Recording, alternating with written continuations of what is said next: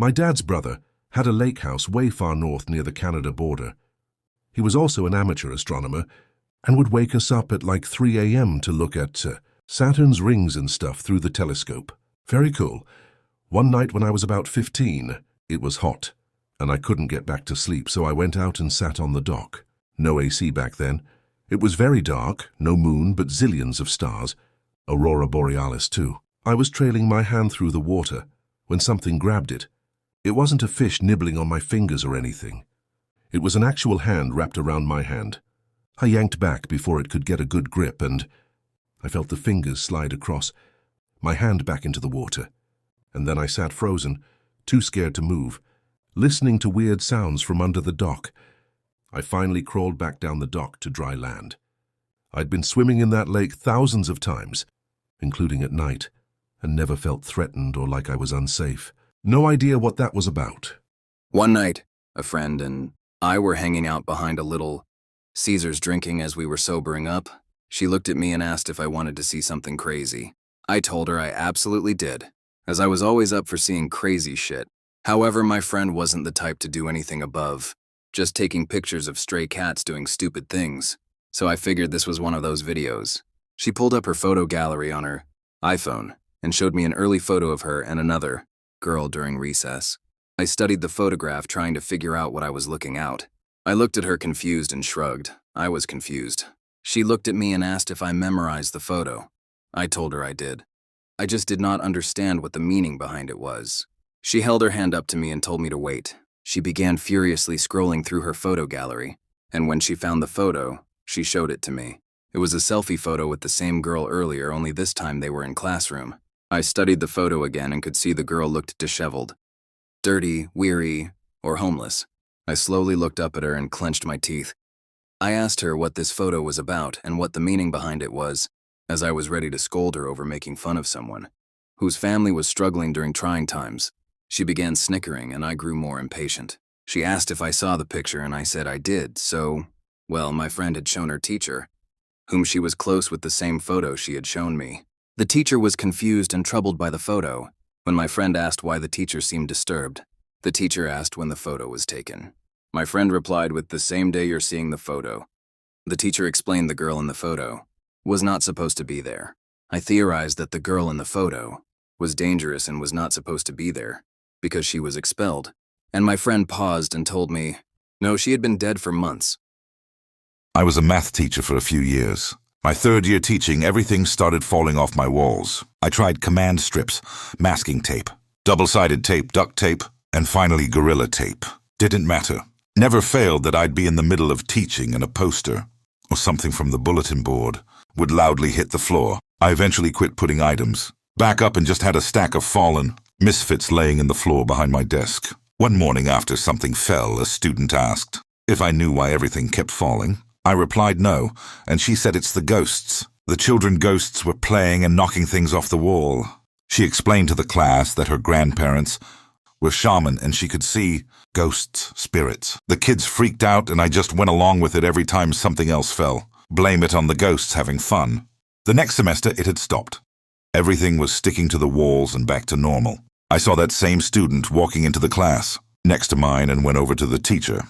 I asked if she had any issues with things falling off the walls, and her response was, "It's the strangest thing. I've never had this problem before, but nothing will stay up. I never had any issues before or after having that girl in my class, only that semester. Guess the ghosts were following her around." Went to college for the culinary arts program. This was in a building that was old, had been used for a mental health hospital asylum. The building that had been redone for the most part, but some of it had the old hospital beds with their IV stands and old leather shackles on the beds framed still. The basement had been used for a morgue, among other things, and that is where the kitchen was at. An old elevator ran from the main floor down to the basement, and we were always warned never to use it because it would stop, jerk, and sometimes lock up at weird times. Most disconcertingly, however, the elevator would sometimes unnecessarily open as you walked past, as if it were inviting you to test your fate. Several times I would be walking past it, and the door would slide open, and nobody is inside, nobody even nearby, so we all would just nod and smile. and say no thanks and try to walk past it, without speeding up too fast. The other creepy part was that the power in the halls would flicker randomly, and it happened several times when the doors would invite you in. The chills you would get, walking that long, uneven tiled hallway that sloped gently down towards the elevator doors were so unnerving. When I was 20, I moved into a house with my then girlfriend. It was a rental in a decent part of town, and really, really cheap. The only downside was the landlord didn't live in my state, and didn't speak English, so repairs took time. Thanks to a series of events involving my GF's job making her come into work and her brother being a flake, I ended up moving in everything by myself. 10 minutes into the move, I had the first encounter. Out of the corner of my eye, I saw a black dog looking up the stairs at me. I thought I was hallucinating from exhaustion, but then my dog, a large German Shepherd mix, who was upstairs with me, walked over to the stairs and started growling, looking straight at it. The dog casually walked away. I ran downstairs and looked everywhere but couldn't find it.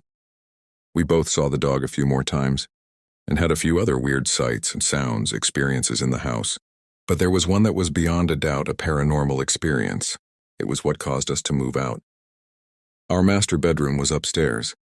It was a particularly hot summer and the old AC wasn't cooling upstairs very efficiently, so we slept in a bedroom on the main level that I was using as my computer room / guest bedroom. This room always had a weird vibe to it, and we had noticed that our dog, who typically followed us everywhere, would not go in. Instead, he would lay down in front of the doorway and wait for us. He was a little strange at times, so we wrote it off as that.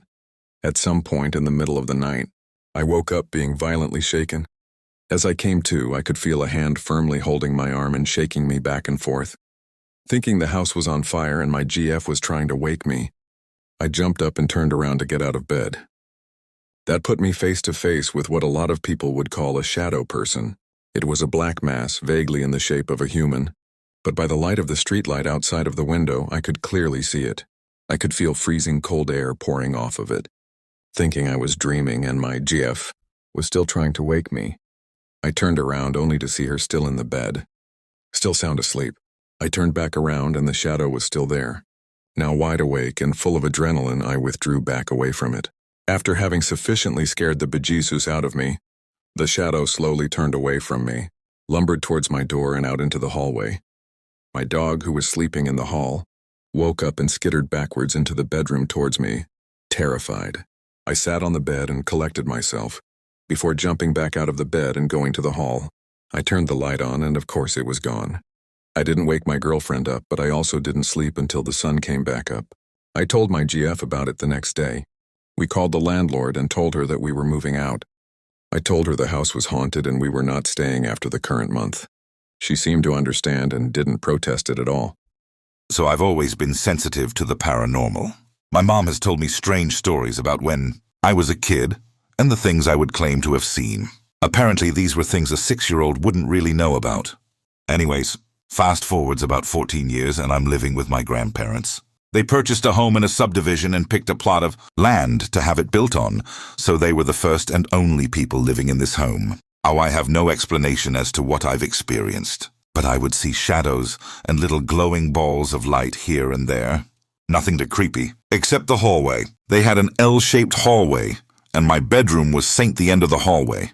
So if you take an L and turn it 90 degrees clockwise, my bedroom would be where the top of the L would be, and the kitchen, dining room, sitting room would be at the opposite end.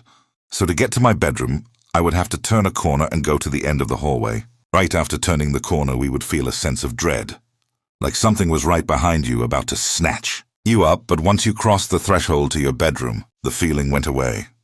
This happened every time, day or night. Then there was one night myself. My grandmother and my husband were watching TV, just some comedy movie I don't remember. Anyways, the den computer room doors were in the living room. They were double doors and opened up wide. While we were watching the movie, we heard children laughing. The only child in the home was my 1-year-old, and she was sleeping on the couch next to my husband. So I got up and opened the den doors, expecting to see my grandpa on the computer watching some videos. The lights were off and there was nobody there. We shrugged it off, finished our movie, and went to bed. The next morning we were all in the kitchen, talking about the previous night, and my brother and his GF walked in. They asked what we were talking about, so I told them about the children laughing. They both turned pale and looked at each other. Turns out they had a Ouija board and were playing with it that previous afternoon. They started to hear children laughing outside their bedroom and quickly said goodbye, and then put the board in the den. I told them to burn it and we never heard the laughing again.